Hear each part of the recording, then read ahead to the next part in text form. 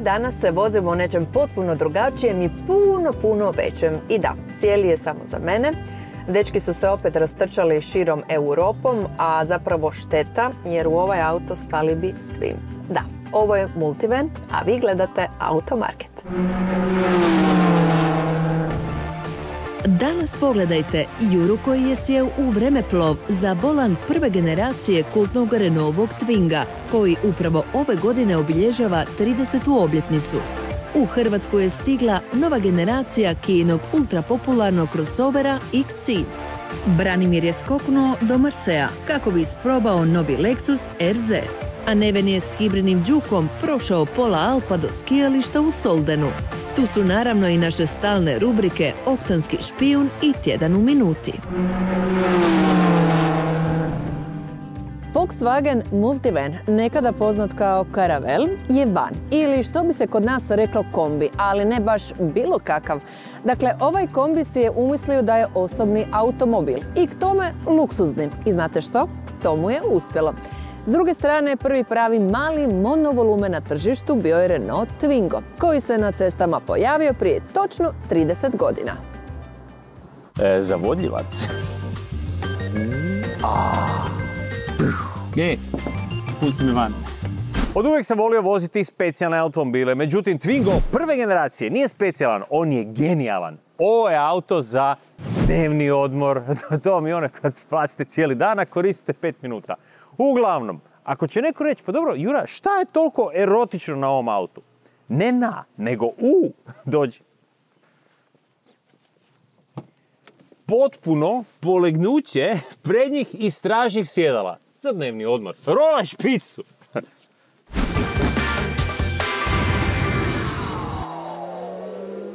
Renault Twingo slavi 30 godina. Ovaj gradski mališan se dugo rađao, a njegov tvorac je Patrick Leclerc, čovjek koji je nacrtao Ford Sierru.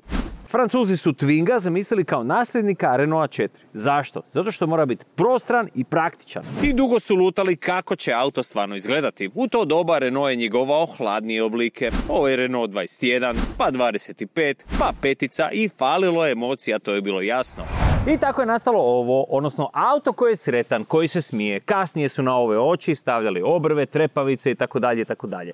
Ali kad bolje razmislite i kad pogledate recimo u prometu, danas se svi mali auti smiju. Svi su sretni. Zašto? Zato što mora imati emociju. Ime je također bilo jako važno. U igri je bio tango, swing, dingo i šta ja znam, mingo, pa je derivat svega Twingo. Zezam se. Ime je dao neki Njemac. Sve zapravo napravljeno u šik stilu poznatom iz 90. godina. Pogledajte samo kako izgledaju preslake, pa onda recimo ovo je ventilacija, ovo su neki prekidači ovako nesvakidašnji i ovo nije loptica, ovo je prekidač za sva 4 pokazivača smjera. Prvi Twingo je na tržište došao u samo 4 boje. Koraljno-crvena, indijsko-žuta, korijandre zelena i prekomorsko plava. Takav je prevod. Postojale su verzije Benetton, Kenzo, Inicial i L'Oreal. Pod poklopcem motora nalazi se motor iz Renaulta 5 1.2 koji je imao 55 konja u prvoj varijanti i 8 ventila. Ovaj motor vuče korijene još iz 70. godina. Kasnije je došao 16 ventila sa 75 konja. Ali ono što je znakovito za ovaj auto su minjači. Prvo je bila 4-brzinska varijanta, ovo ovdje 5-brzinska varijanta, a stigli su i automatici s 3 brzine i specijalni automatik, odnosno nekakva poluautomatska varijanta. Što je ovo? Dakle, odmah ću reći, štangica za mjerenje ulja. Pogledaj, ovo izgleda kao ručica minjača ovoga pokazivača smjera. Uglavnom, kako se gleda ulja na Twingu? Informirana osoba će pogledati ovako od minimuma do maksimuma i reći sve u redu. Znalac će malo uzeti ulja na prst i reći ovo još može proći 3000 km. Pravi strastveni ljubitelj automobila će doći još lijepo fino pomirišati ulje. A je ovako jedna dobra perveznjačina će još malo i liznut. A koji si ti tip? Mali Francuz je opstao na tržištu skoro 15 godina. Faceliftovi su više donijeli razinu sigurnosti i opremu, a izvana je skoro ostao isti. Koliko ima mjesta za putnike straga? Mali gradski auti nemaju puno. Sam se u koljeno. Prednje sjedalo namješteno za mene. Za glavu nema puno mjesta. Međutim, Twingo ima podesivu stražnju klupu. Pogledaj ovo. Straga idem za simboličnih 18 cm. Opa, sad već imam puno mjesta. Ono što ja kažem kao u dobroj golf klasi auta i pogledaj, opa, i još si dodatno uvali. I upravo je po tome Twingo legendaran. U ovom autu se doslovno živjelo. Genijalan i jeftin izum kojeg danas nema ni jedan drugi auto. Twingo je jedan od glavnih krivaca za dobar natalitet kod nas, sve do prestanka njegove proizvodnje 2008. Ovaj francuski mališan proizveden je u 2,5 milijuna primjeraka. Druga i treća generacija su otišle drugim smjerovima, ali prvi se pamti. Nije ih ostalo puno na cestama, jeftini su i priuštite si za male novce jednostavan i jeftin bestseller koji mislim da nikada neće izaći iz mode. Prvi Twingo je jako dobar auto.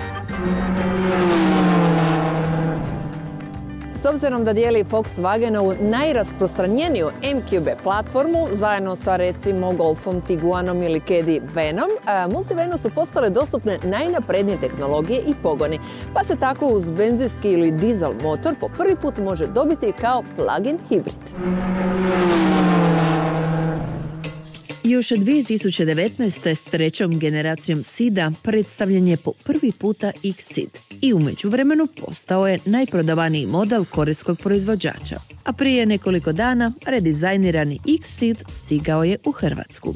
Promjene su većinom kozmetičke prirode, te se odnose na nova LED svjetla sprijeda i straga, posebice kod GT Line izvedbe, čija stražnja svjetla podsjećaju na sače. Tu su i novi naplaci od 16 do 18 cola, kao i nove boje, uključujući i ovu žutu Lemon Splash. Motori su u ponudi benzinski i jedan dizelski i plug-in. Po prvi put je dakle i hibridna izvedba. 1.0 ulazni model je 1.0 TGDI sa 120 konjskih snaga.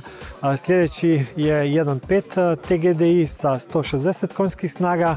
A vrhunac ponude predstavlja 204 konjske snage, dok je hibridna izvedba sa 141 konjskom snagom.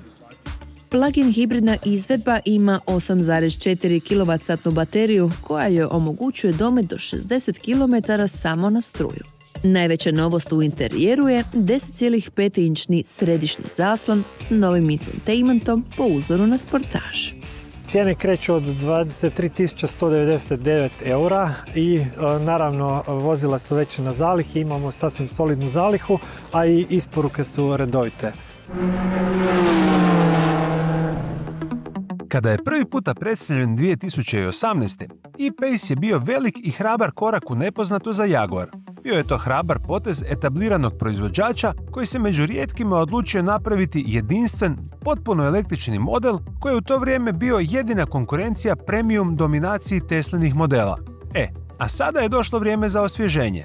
E-Pace je suptilno poboljšan sa prepoznatljivijim dizajnom, bogatijim specifikacijama, dodatkom aerodynamic modela i po prvi put izborom dvije nove satinske metalik boje. Što se mehanike tiče, dobre stvari se ne moraju mijenjati. Hyundai je sa svojim modelom Ioniq 5 napravio veliki napredak na tržištu električnih automobila, a uskoro stiže i veliki sedan Ioniq 6. No Koreanci nisu zaboravili ni na cjenovno pristupačniji dio spektra električnih automobila, u kojem žele napraviti jednaku pomutnju novom generacijom Kone.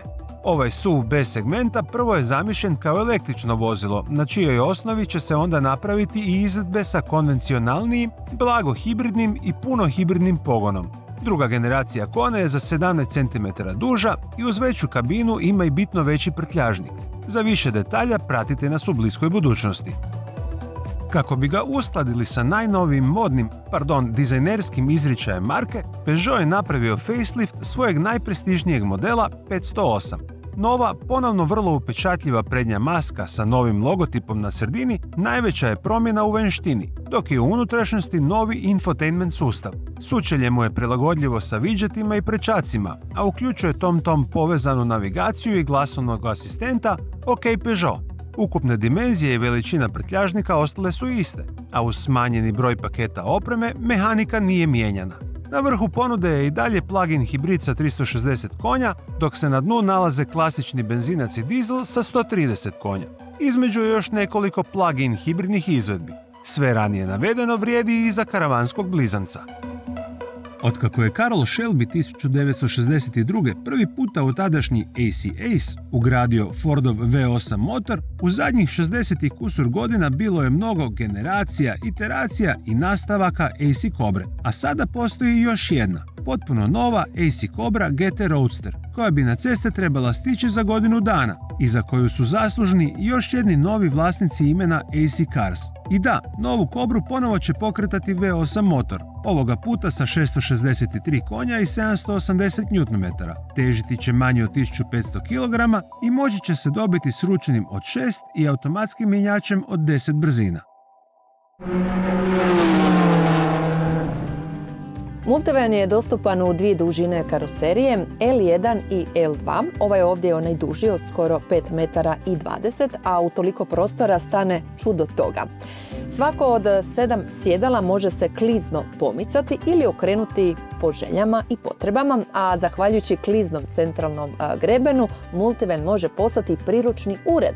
I to sa dodatnim USB utičnicama u električno pokretanim kliznim bočnim vratima.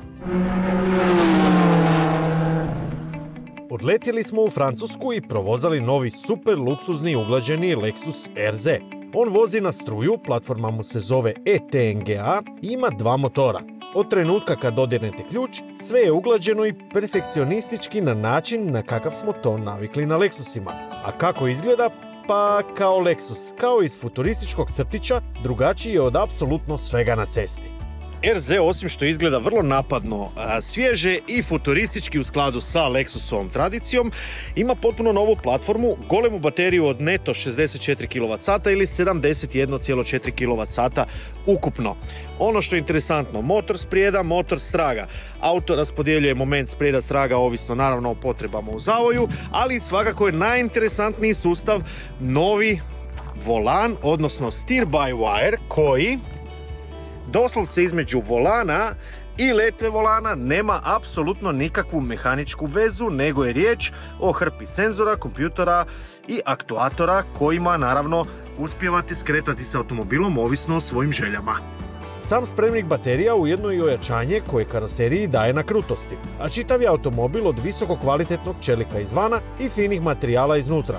Od sekunde kada otvorite vrata sve je Lexus. Mekoća svih plastičnih obloga, bogata sjedala, golemi i tehnološki vrlo potkovani infotainment i dovoljno komocije za lagodnu vožnju. Ono čemu Lexus teži svojim RZ-om je očekivano udobnost. Svejedno, inteligentni sustav Direct4 cijelo vrijeme usklađuje moment sprijeda i straga, usmjeravajući nos automobila u zavoj bolje i sigurnije. U RZ-u su sve karte stavljene na komfort, ali ako se malo požurite, otkrijete da je smiren, stabilan, brz kroz zavoje i prilično sposoban. Ali ni to nije sve.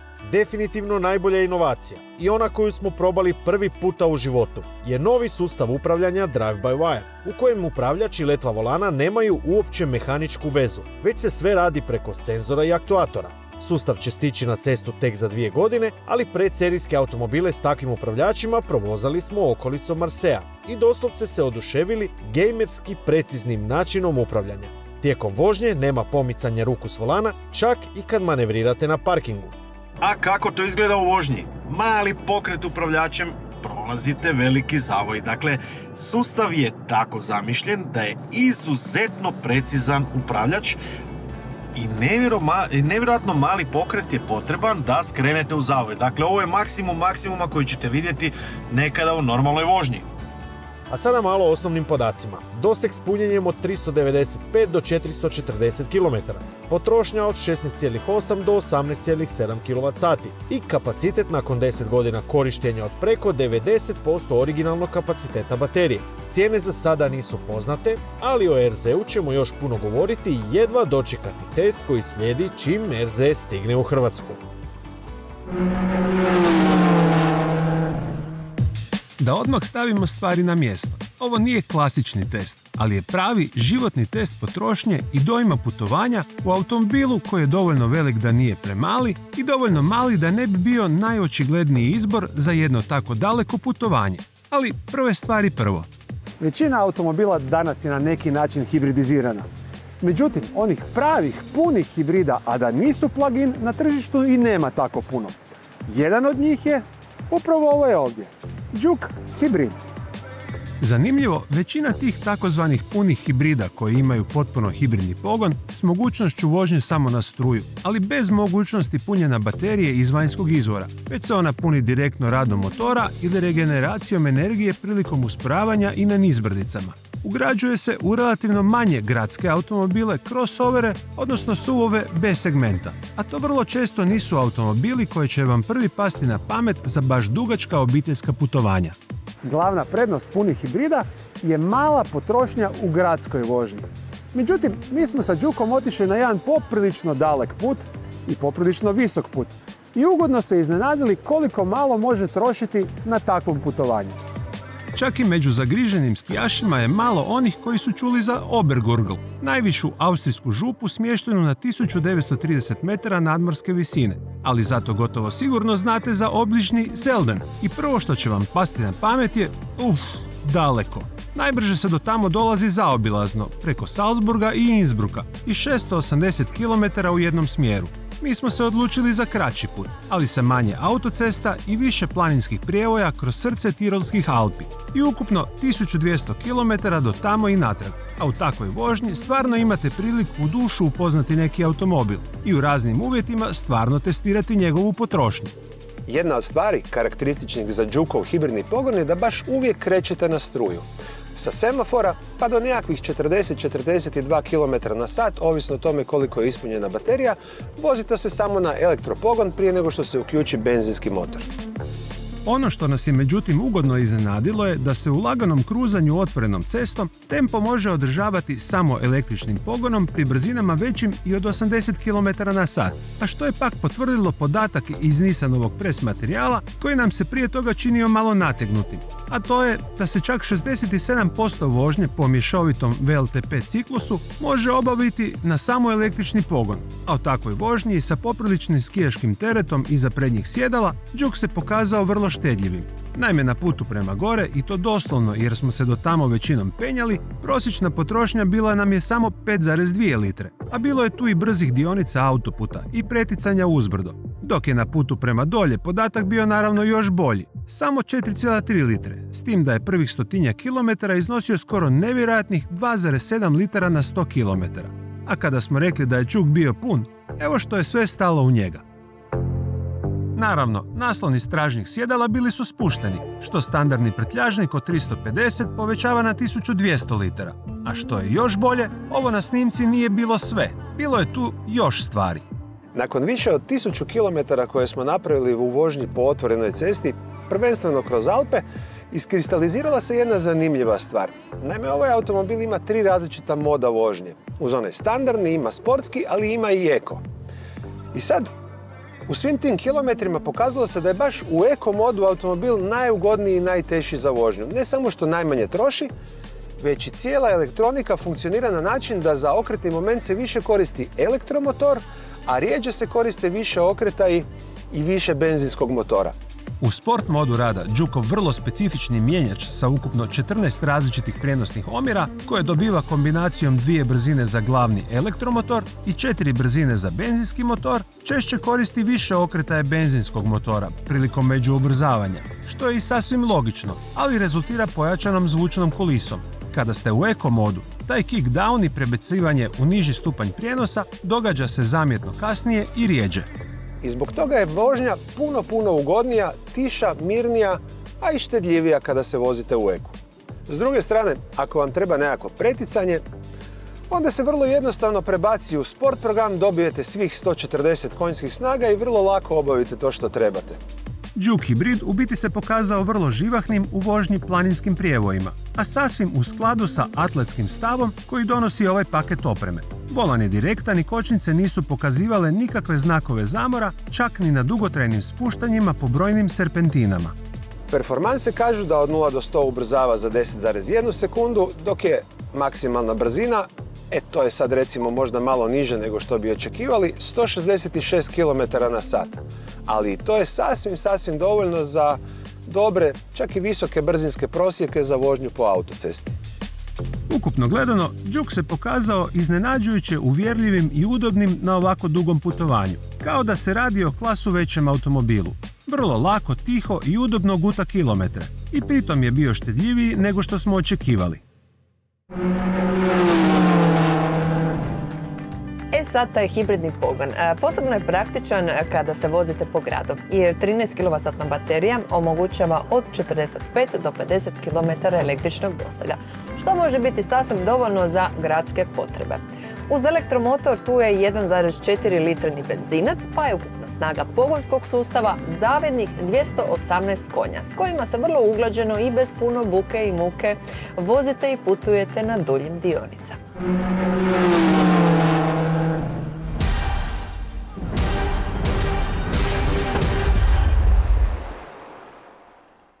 Jeste li ikad pokušali pronaći koji je auto najtrofejniji sportaš svih vremena? Računajući Formulu 1, WRC, GT Touring Car, Le Mans, sve. Ja recimo jesam, dao sam si truda, ali nisam uspio riješiti pitanje najboljeg, ali sam našao nekoliko favorita. U vrijeme kada je FIA pokušavala ograničenjima spasiti što više života, taman između vladavine grupe B i dolaska ere WRC-a, rodio se BMW E30 M3. Nije imao turbo, imao je stražni pogon, a od susjedove 316-ice se razlikovao uglavnom po spoileru, straga i proširenjima. Svejedno, od 86. do 91. kockica je nanizala i svjetsko touring car prvenstvo i 2 europska i jedno 20-ak nacionalnih.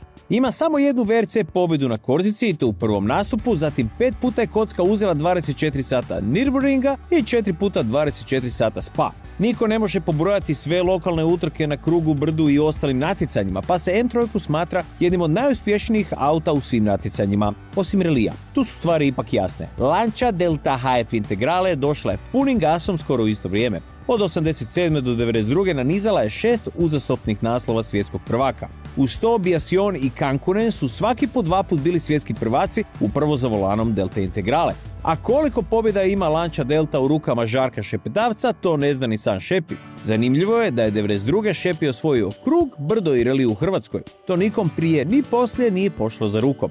Ne znam koliko pratite i japansko touring car prvenstvo, ali ako ste kao ja, onda možda niste znali za bizaran podatak. Nisam se od 89. do 93. natjecao s legendarnim Skylineom GTR i to serijom R32.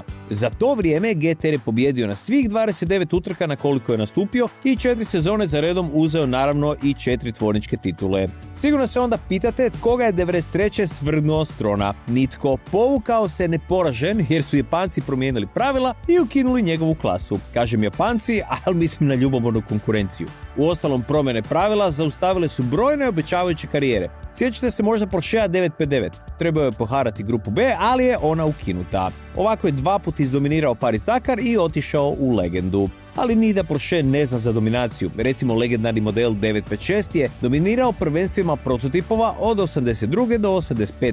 Pobjedio je na prvoj trci u Silverstonu, zatim Le Mansu, a onda je Porsche odlučio prodati auto drugim timovima. Ukratko, 956 je karijeru završila sa 7 svjetskih naslova, 24 pojedinačne pobjede i među ostalima rekordom Nordschleife od 6 minuta i 11 sekundi koji će stajati sljedećih 35 godina. Ipak, kad su endurance utrke u pitanju, statistički jedan od najboljih bio je Audi R8 LMP. Mislim, nije loš bio ni Ford GT40, ni danas Toyota, ali R8 je startao na 79 utrka i pobjedio na njih 63. Dominirao je Le Mansom punih 5 godina, što je u novo doba suludo dugo. To je bio bolid. Doduše i onaj Schumacherov Ferrari F2004 je isto tako bio bolid. Iako je pobjedio na 15 utrka od njih 18 na koliko je startao, nije ni najuspješniji bolid Formule 1, pa jeste sad. Znam, teško je zbrajati pobjede kad se za svaki auto priprema novi bolid, ali nekad davno je Lotus imao pilu koja je trajala punih 5 sezona, gotovo bez izmjena od 70. do 75. Lotus 72 uzeo je 20 pobjeda i 39 postolja u Formuli 1, a Emerson Fittipaldi i Jochen Rindt bili su svjetski prvaci. Ali ni to nije auto s najviše pobjeda. Ako su brojke jedini kriteriji, a u utrkama bojim se da jesu, vjerovatno najtrofejniji sportski auto je legendarni Bugatti Type 35. Louis Chiron i Albert Divo proslavili su se za volanom 35-ice, a auto je od 1924. do 30. pobjedio na više od 2000 utrka. Nisam osobno brojao, ali ono malo što jesam uglavnom počinje s Grand Prix, Targa Ovo, Mile Milja i tako dalje. Glavni razlog je bio taj što je 35-ica još prije 100 godina išla 200 na sat. I sad kad naš Mate ovo čuje, napravit će isti takav, samo na struju i ići će 500.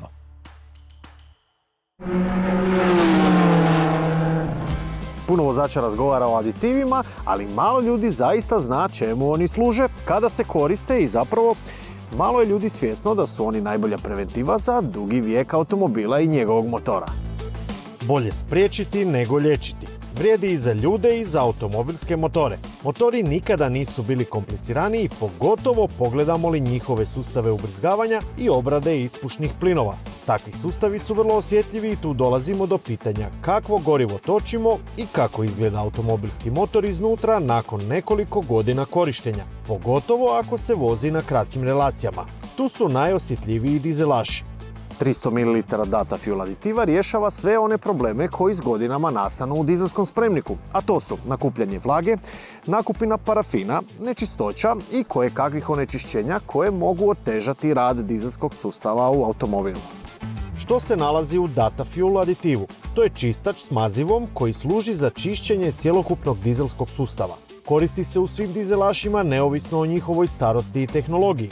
Jedna doza koristi se na količinu goriva od 15 do 80 litara za optimalno djelovanje. Idealno je koristiti ga svakih 200 do 300 sati rada motora ili u prijevodu nakon svakog servisa ili 10.000 km. S njime je sagorjevanje bolje, emisije smanjene, a brizgaljke i pumpa čisti. Optimizira performanse i osjeti se bolji rad motora. Naravno da Datacolov Data Fuel nije identičan za benzince i dizelaše. Razlika je jasno naznačena bojom. Ovo je aditiv za dizelsko gorivo, crni čep, benzinsko gorivo, crveni čep, a ovo je FAP regenerator, da, zaista se tako zove, i služi boljem regeneriranju filtera krutih čestica, a to je ono što muči sve dizelaše koji se često voze gradom na malim relacijama. Filtri krutih čestica zapunjavaju se čađom i zbog kratkih relacija naprosto nema dovoljno vremena da elektronika pokrene fazu regeneracije kako bi se nakupljena čađa spalila i izbacila iz filtra. Upravo u tom segmentu pomaže DataFAP, koji kemijskim djelovanjem olakšava sagorjevanje nakupljene čađe i time optimizira rad sustava za regeneraciju. Svi Euro 4, Euro 5 i Euro 6 motori, pa i oni noviji, mogu ga koristiti. Uljeva se u spremnik goriva svakih 10.000 km za optimalno preventivno djelovanje. Data Fuel za benzinske motore ima sličan princip djelovanja kao i onaj za dizelske, ali je optimiziran baš za benzince. Baš kao i za dizelsku verziju, i ovaj osim čišćenja ima još jednu važnu funkciju. Sprečava zastarijevanje goriva, a to će voljeti oni kojima automobili dugo stoje i rijetko se voze. Uljeva se u spremnik goriva svakih 10 do 20.000 km. Svi detalji, naravno, nalaze se na bočici. Nije dovoljno samo odabrati pravi aditiv, nego treba uvijek čitati uputstva. To je ključ pravog djelovanja svakog aditiva. Datacol služi kao preventiva za sve zahtjevnije i tehnološki zamršenije motore koji su vrlo osjetljivi na kvalitetu goriva.